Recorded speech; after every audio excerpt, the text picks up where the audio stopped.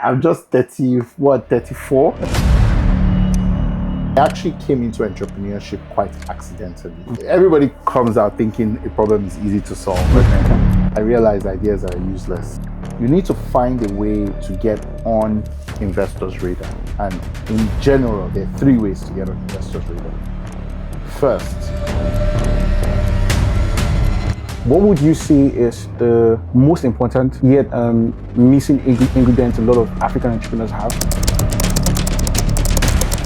a lot of our entrepreneurs, the reason why we don't succeed is because we don't understand. For me, I actually judge companies primarily by their customers. If you tell me MTN is your customer, I'll take a meeting.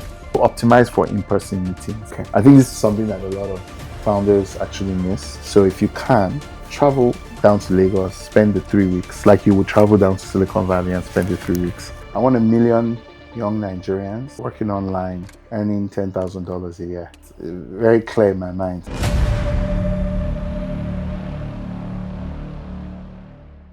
Hi, Ian. Hello, glory. Yep. Glory to God. Yeah, glory to God. It's good to have you Good to have you. on here. Yes. On the Tech Ocean Africa Platform podcast. Over the next couple minutes, we'll delve into critical things, basically that concern like the African tech ecosystem, from talent to innovation to investment, right? To start off, right, you've done immense work over the past decade, founding multiple companies from Mandela to Follow Wave, to Future Africa to China. When you were still a young boy, did you see yourself doing this? I'm still a young boy. Please, let's just be very clear. I'm just 34. Okay.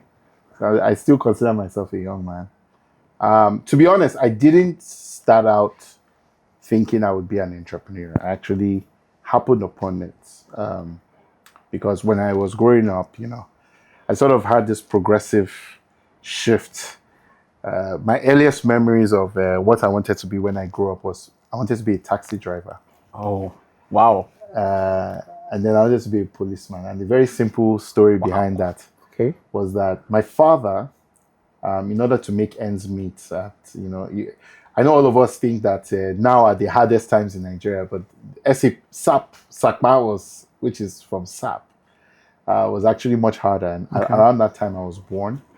My dad was middle class, recent MBA grad from Unilag, needed to make ends meet, and was driving Kabu Kabu. That's what we used to call it at the time. Yeah. And he used to get all his payments in cash because we didn't have electronic payment. So I imagine he was a very rich man because he was always carrying cash. And then I noticed that the only person he really gave that cash to, apart from my mother, was the policeman. Oh. So I figured that I was going to be a very rich man. And that being a rich man meant that I would be a taxi driver or a policeman. Yeah. But as I grew up and I realized that my perception was not the reality. My taste and ambition involved, and I thought at some point I would be a mechatronics engineer. And then I got into the sciences and discovered I didn't like them at all. And then I switched to law and government. And then I decided I would be a professor. Oh. At some point, I also decided I'll be a diplomat, and then I went to the United Nations and did an internship and discovered I didn't like it. And then ultimately, I actually came into entrepreneurship quite accidentally. Okay. So at the time, I was running a school newspaper as the president of the school newspaper. Before then, I was a senior columnist in the newspaper, and I had a friend who I had met on the first day of school. We were very close then at the first day of school. And in fact, on the first day of school, immediately he met me. He asked me whether he could come stay at my house. Okay. Because his room wasn't ready. And even though my mother was staying with me at the time and it was just a 1-bed, I brought this stranger to the house to go to the apartment, basement apartment, which was just a big living room with a bed and a kitchen and bathroom. That was it, and a shower. And I brought him to stay with us. And I think he stayed with us one night and then figured things out. But anyway, I had reconnected with him because we had gone off different ways during co-op. And then when I reconnected with Pierre, we reconnected. I was coming out of the newspaper office. He was going to get his lunch. And we met in the cafeteria and we reconnected. And then he told me what he had been doing the last 2 years. Okay. He had gone to work in Silicon Valley for a guy called Joe Lonsdale. He had worked on a company called Adapar, and he was just regaling me with stories, which in hindsight were quite horrible. It was stories about him sleeping under his desk, working through the night most nights. But somehow I found them very interesting. Yeah. And I was like, and then we built a friendship. And at the time, I was very lucky that the school was encouraging entrepreneurship and had created something called the Velocity Residence Program, Okay. which he was a part of. And so through him, I now got to meet other tech entrepreneurs, including people like Vitalik, Oh, okay. and a bunch of other folks. And through the Velocity program and through a lot of all these other stuff, I got to meet a lot of tech entrepreneurs. And I remember the day I decided I was going to be an entrepreneur was the day I watched an interesting movie, The Social Network. Okay. And I thought to myself that if a young man, could build from this level of obscurity and so on, then we could too. And that became an aspiration for us. And that was when I started my first company, which was booknetwork.com while I was in school. And then the rest is history. Yeah. So I didn't actually start out thinking I was going to be an entrepreneur. Awesome. Let's stay with entrepreneurship. Founding companies, building companies. You've had solid experience across both. There are persons that believe that there's a difference. It's one thing to found a company, it's another thing to build companies, right? From your journey and your work across like Andela Thought Wave and the other companies you've been involved with, what's your thoughts on this? Is there a difference between founding and does that differ as well from building something, scaling it, growing it, basically? Okay, if you're talking about building a company and scaling a company, I can understand. But in terms of founding a company, I don't think. Well, look, generally speaking, I've never been the ideas guy. Okay. I used to be, but I realized ideas are useless for the most part. And so for me, I always think about building the business as the core. Now, building the business means you get the story right in terms of what you're trying to solve and who it's for.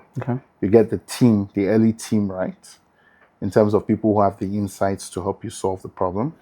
You get the operating model right, which means that you know exactly what the process for delivering the product is, and you can deliver it consistently over time, maybe cheaper, maybe more efficiently, but definitely consistently. You have a sales machine that can replicate, very quickly the successes that you have with your early customers.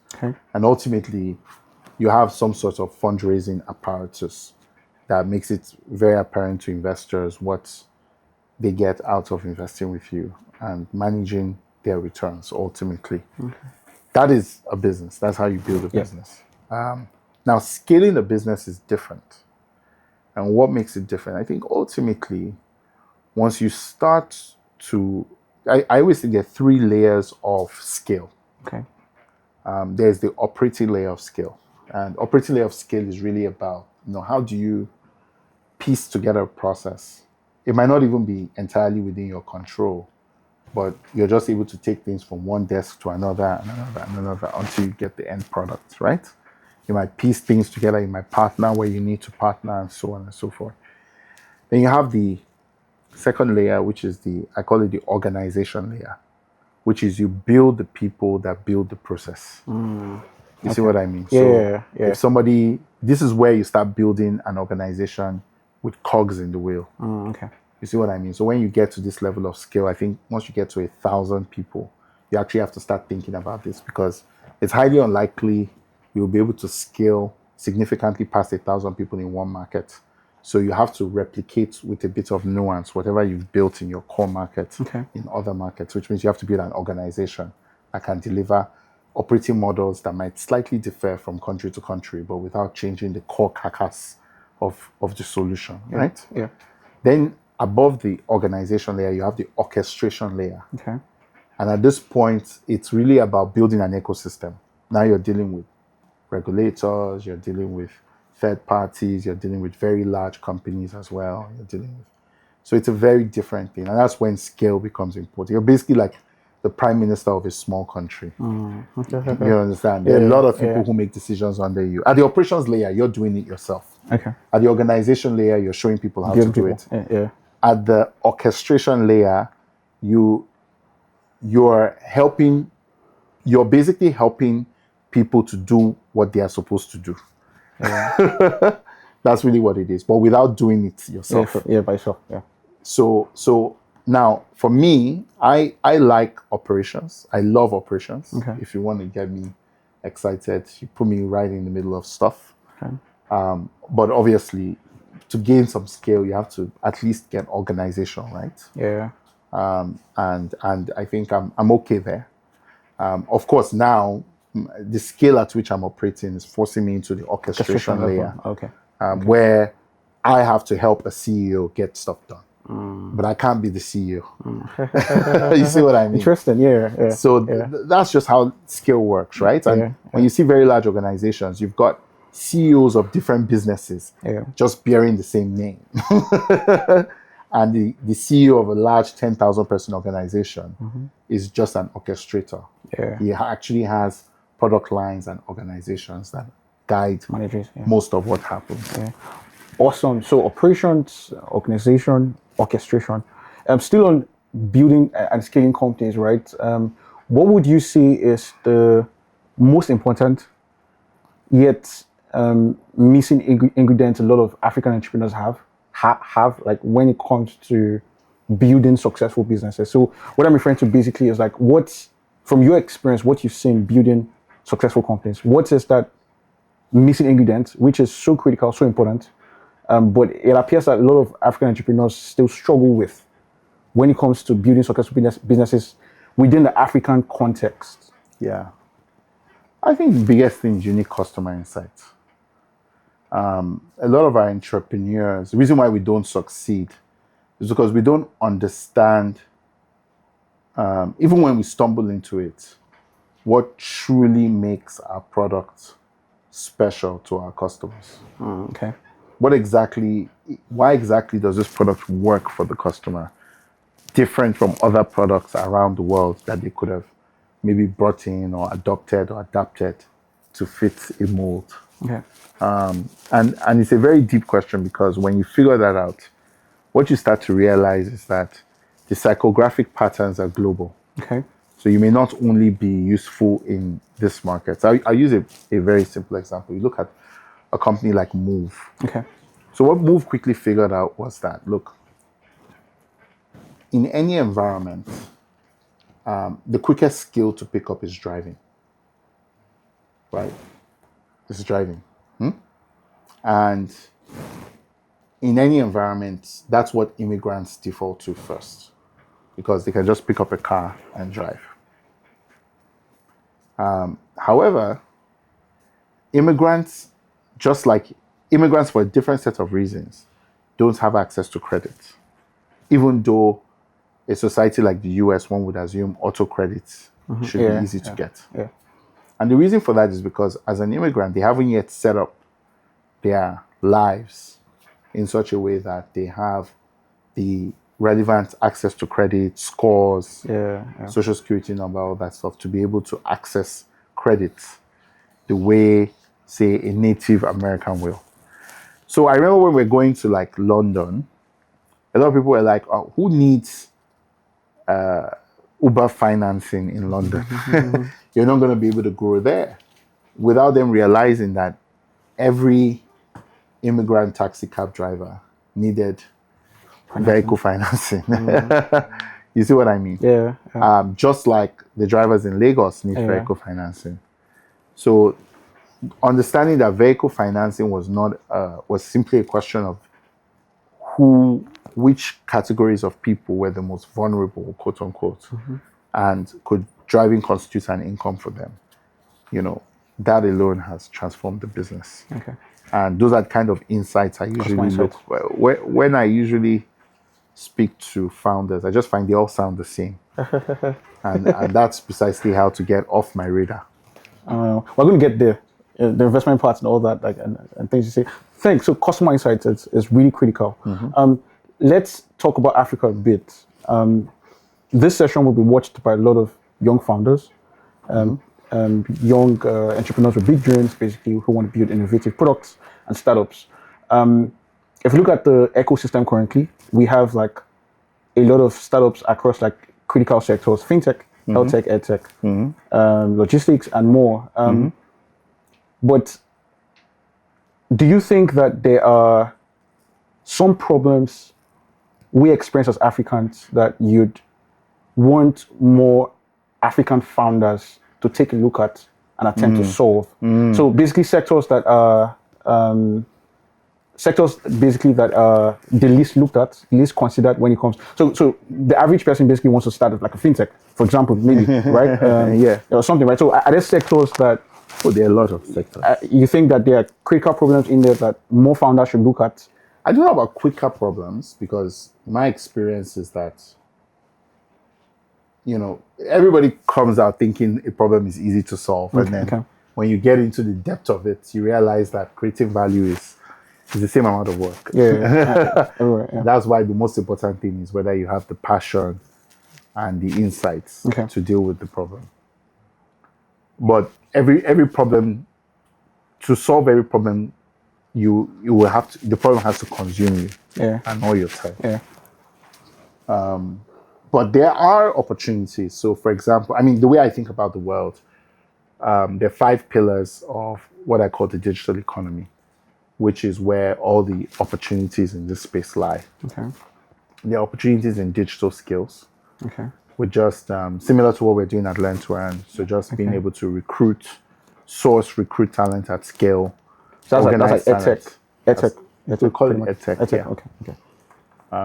There's opportunities in insurance. I don't think we've done nearly enough work in insurance. I think we've done good work in wealth management, good work in accounts, but we haven't done nearly enough in insurance yet. I think there is a lot of work to do on the digital infrastructure side. There's a lot of, even something as small as an RMS, a remote monitoring system, can improve things. There are a lot of things that you can do that haven't been done. You know what I mean? So that's number 3. Another one I think about a lot is the sale of digital goods, so digital trade. So how that happens, and then maybe finally the digital government. So government being able to know, identify, and serve all of its citizens. So I think these are all opportunities that are wide open for startups to look into and try to solve key problems in them. So still on Africa, right? What's that one belief you hold about Africa, right? Maybe let's say in terms of like its future, where we're headed to next 10, 20, 30 years, that most people disagree with. What's that one thing? Or 2 things, if there are, I think that Africa is more likely to develop on the back of human resources than on the back of natural resources. Right? I think that until Africa constitutes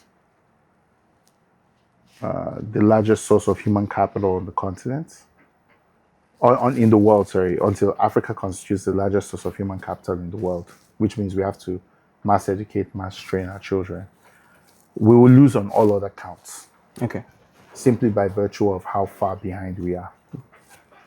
And perhaps the second thing that I believe about Africa that most people may not get is that I think we have in Africa, we have the opportunity to begin anew when it comes to finding solutions to our problems. And yeah, Pretty much. yeah. those are Okay. the two Okay. things. Awesome. Let's get into investments, which I know is a very juicy part. Basically, we have my interactions, for example, have led me to interact with founders across like different parts of the country. So the north, the east, and more. And so this question is for that regular founder, let's say located in Borno State, just for example, no solid network, no access to, for example, Lagos, where the tech hub for Nigeria sort of is, no solid network, no critical access to investors, and more. But he has like a great idea. He wants to build a startup. He wants to solve problems, and wants to achieve success, right? And basically, what's a roadmap you'd prescribe? Again, he probably will need to access funding at some point from some where point. he is. Yes. So some what's a roadmap basically you'd prescribe for such? So where is he? Is he in a startup now, or is he leaving university now? So I would say has left the university, has an idea, and wants to start something basically. Okay. I mean, the question I would ask if I have an idea is, what's the unique customer insights Okay. that makes this idea a solution to a problem? Okay. What does he understand about what people want that other people don't understand? Okay. That's the most important thing. Okay. Okay. So from the ideation stage, okay. So customer insight basically. How about accessing funding? What would you advise someone like that basically? What does he need to do to be able to connect to investors? Basically, pitch himself well. I think the first thing is he should get a customer and launch. Okay. I think so many founders actually lose the plot when they try to build an investor narrative without launching their businesses first. Okay. Because you almost always sound a lot smarter when you've launched than when you've not. Okay. Okay. Especially if you consider that, like I said, we get a lot of inbound. Okay. Whether we like it or not. Yeah. So we're subconsciously benchmarking anything you tell us to what we've seen already. Okay. So if you're not launched, we don't have anything to compare to. So it's very easy for us to tell you. No. Okay. The truth of the matter is that without launching, there's nothing. You don't have a chance. Right? There's nothing. You don't have a chance. You don't have a chance. Very much. Because you're competing with everybody else.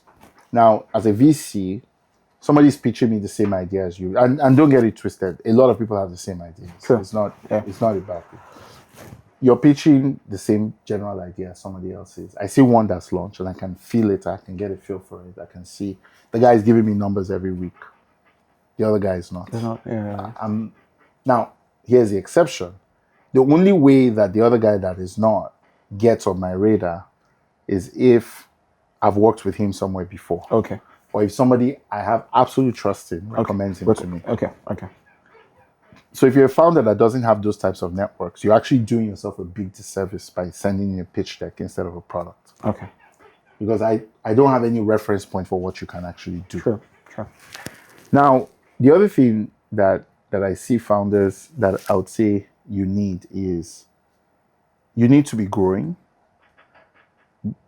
But because this business is a trust business, you need to find a way to get on investors' radar. And in general, there are 3 ways to get on investors' radar. First, be introduced by an existing portfolio company CEO. Right? Okay. 2, be introduced by an incubator or accelerator that they trust. 3, be introduced by an angel or VC that they trust. Okay. Those are the only 3. So you need a leg in, basically. You still need a leg in. You need a leg in, yeah. If you have absolutely no leg in, you should try to use the accelerator route. Okay. Right. Most times, if you're like Founders Institute will be able to access some people. Okay. There are other firms that could also help. You see what I mean? Yeah, Including yeah, Accelerate Africa. Yeah. But without me seeing you in that context, even if I get your numbers and they look fantastic, I would assume you're lying. I would just assume. Okay. That's You see what I mean? Yeah. I'll just assume you're lying. It never really works that you just see something on the transform and you get excited. Yeah. Also, the reality of the matter is that also as a matter of obligation, if somebody asks you to see somebody and you respect that person, you will see the person, and 9 times out of 10, you will fall in love with the guy you know, with the angel you know, rather than the devil you don't know, right? Or maybe the devil you know rather than the angel you don't know. Yeah. The third thing I would say is to optimize for in-person meetings. Okay. I think this is something that a lot of founders actually miss. So if you can, travel down to Lagos, spend the 3 weeks, like you would travel down to Silicon Valley and spend the 3 weeks. Because there's a different level of energy when somebody is there and you're speaking Face to them. face, yeah. Number 5, I would say try and get a logo customer that I know doesn't mess around. A serious customer. Okay. A serious customer. For me, I actually judge companies primarily by their customer list. Interesting. Yeah. You can break through. If you tell me MTN or IHS or Flour Mills or somebody like that is your customer, I'll take a meeting. I may not do much, but I'll take a meeting. Initial meeting, okay. So these are just some of the tips. Basically. Okay. Then I think the other thing that people also, another hack that I've seen work really well is, be a part of community. Because you go to community events, if you're part of organizing community events, invariably, you would end up inviting and providing a platform for the people. Connections, investors, as well, founders. Ultimately, nobody wants to be like an asshole. They'll listen to what you have to say. They may not do anything about it, but they will at least listen. It gives you that connectivity. So those are very simple things you can do to improve your chances. Okay. Awesome, thanks. I think that's been quite exhaustive. Let's get to a little chill fun part. You've invested in companies. Yep. Basically, they've done pretty well, very well. What's your most interesting or exciting investment story? That's a very tough. Yeah, I mean, it means you have to pick like 1 out of 20, but just over 100. Amazing. Yeah. So which one gave you like the most adrenaline rush, if there's anything like that? So, I mean, without a doubt, that would be Move. And it did because I was originally just trying to work with Move on a sweat equity basis. Okay. But then things accelerated a bit fast, and they really, really needed 150K to close their round before New Year's. And I only had 50K. So I had to find a way to fund this transaction, 150K, and I only had 50K. So I put in my 50K, right? But I needed other people, and I started calling people. I called Deji Bello, he wired. I called Yvonne, he wired. And this all had to be done within like 3 days. Wow. After Christmas. Yeah. Wow. So it gave me a new level of respect for some of the people I worked with. The fact that they would rise to the occasion so quickly. Yeah. But that was definitely one of my less fun times, yeah. fundraising times. Okay, so let's move to like policy. Yes. Startups and government, right? Yes. For Nigeria and Africa, right, on a larger note, what policies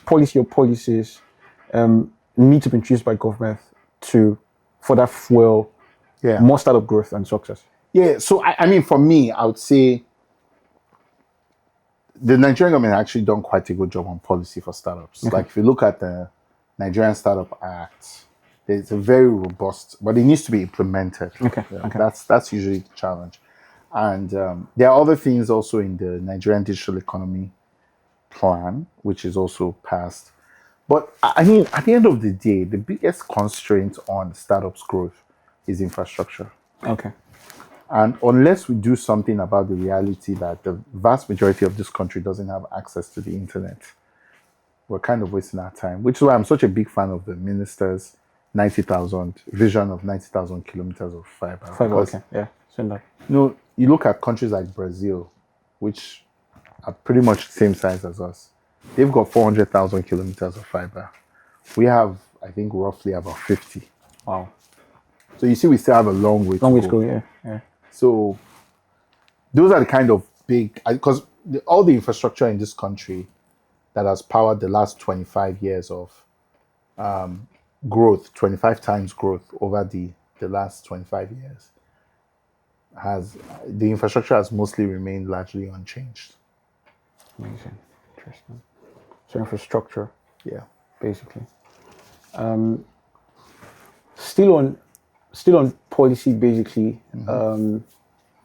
If you this is an interesting question, that's why I'm laughing. If you were to become the president, for example, right? What policies do you think you drive basically to improve like the current state of talent we have in Nigeria, right? So Oh, that's a good question. So I think for me, I would. There are currently, I think, about 7 universities of technology or 8 across the country. I would immediately set aside maybe $1 billion saved from subsidy and create an endowment okay, for these schools. And the endowments, first of all, I would try and bring back proven administrators that are engineers to come and run these schools, or bring people from industry from other countries to come and run these schools. And I'll give them a target that they have to give me 2 million engineers a year. amazing. Because you see, the biggest problem this country has, we are run and ruled by lawyers and accountants. We actually don't have many people in our political class, in our ruling class, that actually have the core knowledge to build stuff. Right? Yeah. And countries that develop require that. If you go and look at the premier of the head of government of China, he's an engineer, PhD, right? And I mean, look, Jonathan had his faults, but you could still say you had some level of sustained growth because he was a botanist. But I think a country that is in construction mode just needs to hire engineers to run it. Most of the infrastructure we enjoy in Nigeria was actually built by soldiers who went through the Army Engineering Corps. Third Mainland Bridge, Kata Bridge, Second Niger Bridge, National Theatre. Most of what you see, Yeah. and all of it was built from between 1972 to about 1980, right? When the civilians came back in 1980, then stopped building. Yeah. I don't think we've built anything of consequence since 1980. That's a strong claim. Yeah, I mean, in the time the time that you used to be able to build. Yeah. I mean, you have some things, but I would argue they've cost probably too much. Yeah. Because there's a lot of financial layering and things. Yeah. So you just need builders. And so for me, if I was president of Nigeria, I won't even concern myself with trying to over-engineer too many things. Apart from the firefighting that is part of the job, I would just go and get a proper minister of education that is an engineer and knows how to train engineers at scale, and just hire the guy, tell him to just give me every year must give me 2 million engineers in different areas: material science, construction engineering, electrical, and more. and that's what I'll do. Awesome, thanks. Let's get a little personal a bit. You've operated at a very high level for a lot of years, right? And so a lot of people see you in front of like the flashing lights, traveling around the world, meetings and all that. But behind, what does behind the scenes look like in terms of what's the cost to drive such magnitude of impact publicly? What's the cost behind the scenes? What does it take really behind the scenes? I don't really think of it as a cost. I think it's really a privilege, right? Because at the end of the day, you could really be sitting down like jobless and people not paying attention to you. It really is. I mean, it's a fact. So it's really a privilege to be able to be seen and to enable others to be seen as well. Okay. I mean, there is obviously a cost. I mean, you don't have the typical life everybody does, right? Sure. But for me, we're here to impact, right? So it can never be a cost, like it's like if you're a lion, and why do you hunt? You understand what I'm saying? Like, that's what you do. Yeah. What's the cost of hunting? Yeah. I mean, at the end of the day, our lives my life is particularly designed to ensure that our country and our ecosystem can grow and impact lives of even millions more. Yeah. So, and that means being in all these meetings and everything, and that's an appropriate sacrifice. Whatever sacrifice is required to get the job done is what it is. Okay, awesome. So Tech Revolution Africa, basically, one of the things we are really concerned with is connecting the next generation of innovators, entrepreneurs, founders with the persons who've been playing in that space for a long time. So a platform that brings both generations together. And so for a lot of the really younger audience and founders, entrepreneurs, professionals in tech and all that, what would you say is the roadmap to going from starting off as a newbie? Because typically everything begins from being a newbie in the field, right? So what would you say is like the roadmap from starting off as a newbie in the field to rising through the ranks and like getting to the point where you can drive like real innovation, real change, real impact across multiple sectors, or it could be a specific sector? What does that look like in terms of growth and journey? I think the first thing is really intention. Okay. Being very intentional about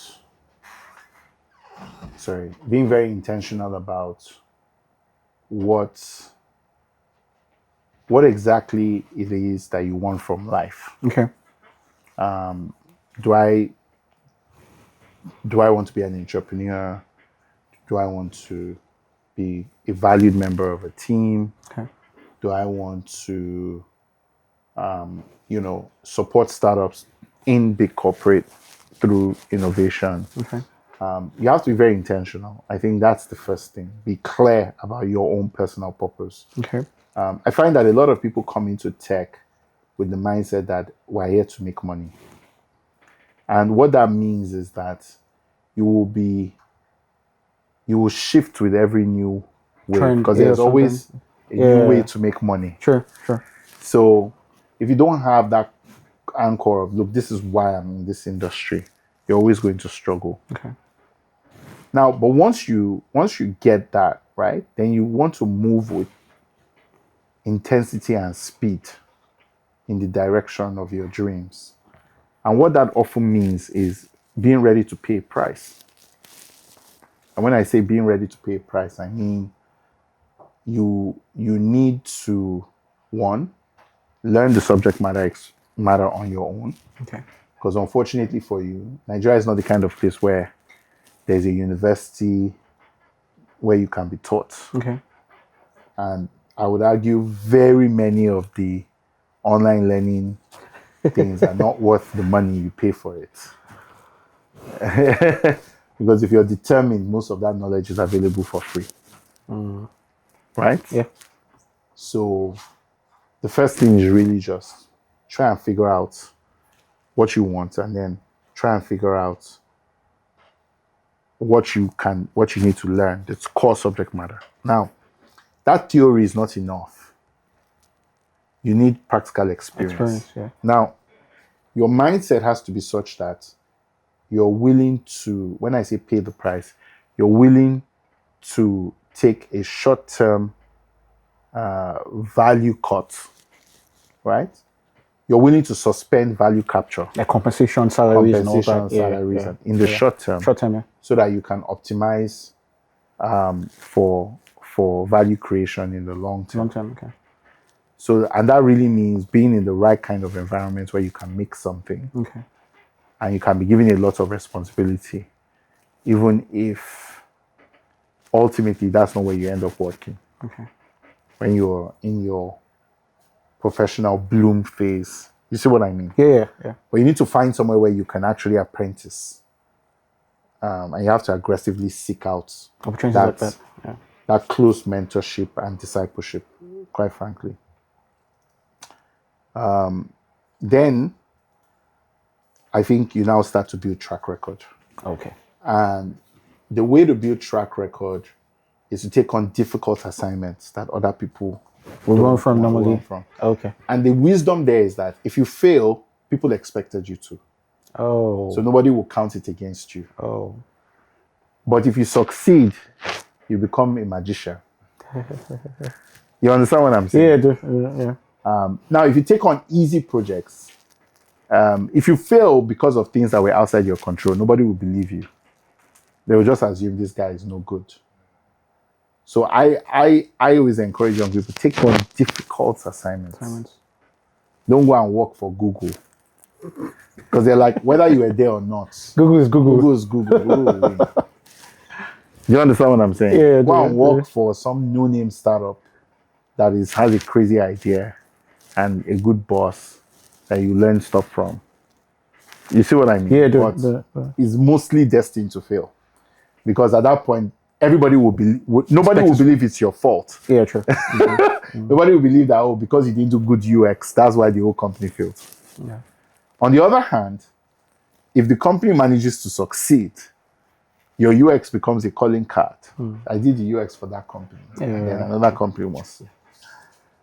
And then finally, I always tell people, maximize for impact. And what that means is that you get to a point in your career where you have to multiply yourself, right? You have to be very intentional about doing that.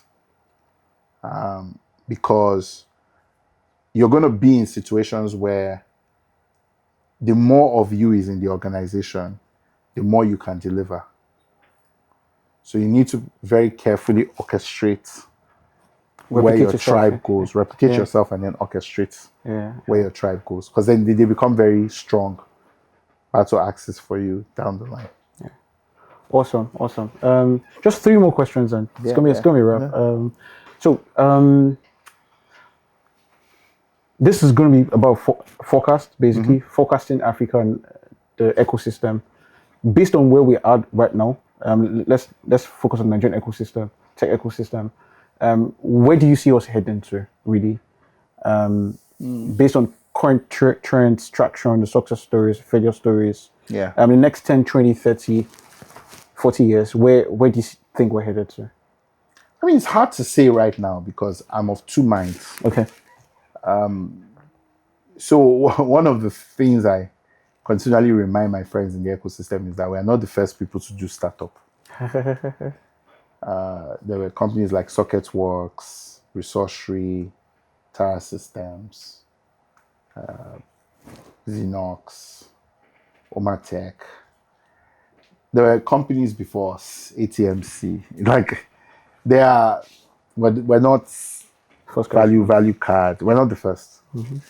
And those names, most people don't even know what we're talking about. Maybe the only name people might recognize, if you put a list of these guys together, might be System Specs. Okay, yeah, system specs.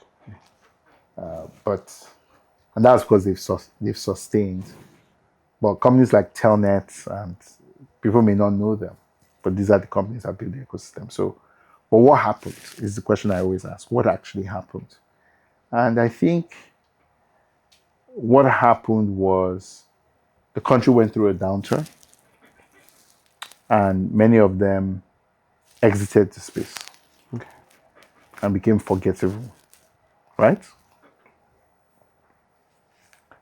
Now, what does that mean for the counterpoint? Well, on the other hand, you see, right now we're in the middle of an incredible TAM expansion. Okay. You know, between tokenization and blockchain, artificial intelligence, Yeah. and I'll say, just an interesting explosion in drone technology, augmented reality. Yeah. There's so much that's going on in the fusion between the real and virtual worlds that you can easily see a future where they are indistinguishable. Okay. And that is a time exploding moment, because essentially you have a situation where technology is eating the world, not just software. Yeah. You see what I mean? Yeah. Now, the problem for us in Africa is that if we don't get our digital infrastructure right, we can't participate. No matter how determined we are. What will limit us will be fiber, Connectivity. energy, Power. compute, no devices, no laptops, no servers. That's what will limit us. It won't be our desire, it won't be talent, because talent is always eager to learn, even to consume, whatever the case is. So I think that we actually stand at a precipice, in my opinion. Unfortunately, I think a big chunk of the ecosystem wants to call it in. And I just remind my colleagues when they say, oh, maybe VC is not right for Africa, or the different types of things. I always tell them that, look, you can be very well forgotten. This era will not be the first, and it certainly won't be the last. So if we take action and lead in the direction of getting government and private sector to invest in infrastructure and build out infrastructure and talent, I think we will end up with a very, very healthy ecosystem. But if we decide to shrink, we'll just end up as relics like those who came before us. Yeah, so this brings me a new question, and that's really just very quickly, if these things are put in place, infrastructure, energy, connectivity, like you've mentioned, and more, do you think we have a real chance getting to a position where we can even lead the West when it comes to technology? There's no question. Do you really think we have a real chance? No, see, look, so like I said, right, technology is primarily governed by consumer insight. And the West doesn't have much, especially for the vast majority of the world, which is non-West. Our behavioral partners are more in alignment with the Chinese, the South Koreans, the Indians, than they are with somebody who lives in West Virginia. Yeah. You see what I mean? Yeah. So at a demographic level, we'll win long term if we stay the course. We have the numbers, the population. You have the numbers, you have the population, you have the talent. Market, And that means that, you're able to produce things for lower cost if you have the infrastructure. Okay. So I have no doubt in my mind that we will beat the West hands down. We have a chance. All right, that's good. That's encouraging. Right. So very quickly, it's been a really good time. In 30 seconds each, what's that routine you have that people will be shocked to know? What's that, habit or routine? If going over the years, people will be, surprised to know that Iyin does this. Yeah. I shut down for 2 weeks in July and disappear. 2 weeks. No phones, no laptops. Can't reach me. Nobody knows where you are in the world. So if it's an emergency, somebody can land the helicopter. But I go and pray for 2 weeks in July. Actually, people who work closely with me would know that, but most people don't. Amazing. I was watching a clip of you recently where you described yourself as a faith-driven entrepreneur And investor. and investor as well. Awesome. Finally, in 20 to 30 years from now, what legacy would you want people to know you for? What, I want 1 million young Nigerians working online, earning $10,000 a year. It's very clear in my mind. That's all. $10,000 a year or month? A year. A year, okay. $10,000 a year. I'm not greedy. If they do $10,000 a month, thumbs up to them. That's better. Okay, But great. 1 million young Nigerians, and because with 1 million young Nigerians earning $10,000 a month, a year, sorry, that is that's $10 billion a year, right? And today, $10 billion a year, that's a lot of money. That's a lot of money. Yeah. That's about a third of the Nigerian budget. So if you have that kind of impact on Nigeria, you can change governments now. You can put your own government in. You can define society standards. You are in power. The largest employer in this country has just 35,000 people working. Just Dangote. Which is Dangote. Dangote, yeah. So apart from government, which has about 4 million people, you don't have any employer at any scale in this country. Wow. So how can the country develop? You can't have a middle class. Yeah. Amazing. It's been an exciting session with Iyin Aboyeji. Thank you so much for coming around. Thank you. It was really good having you. And thank you for joining us. My pleasure. Thank you for joining guys.